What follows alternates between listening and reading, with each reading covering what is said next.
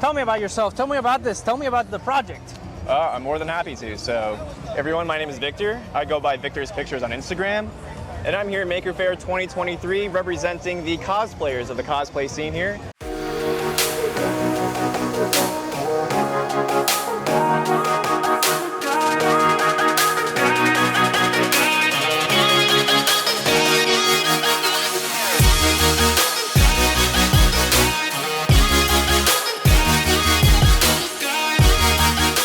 Yeah, today I bring to the table all my handmade EVA foam props and armor bits.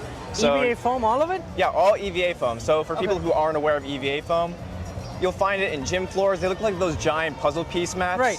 You find them in children's play areas or garages.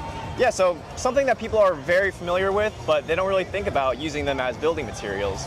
I'm surprised because the community has moved on to 3D printing and all this high technology stuff, but EVA foam is still usable and moldable and shapeable to this degree. Precisely, and you have to really admire 3D printers and laser cutters and all that technology. But at the very core, a lot of what I do is based on, creativity of humble materials and really the skill set of what you're dealing with. Right. When you have a 3D print, yes, you have the quality of a 3D print, you have the type of filament you're using. Right. But with this stuff, it really goes down to how well you're using a sharp blade and your contact cement. That makes sense. Do you have anything else you'd like the people to know? You said that it was Victor's Pictures on Instagram.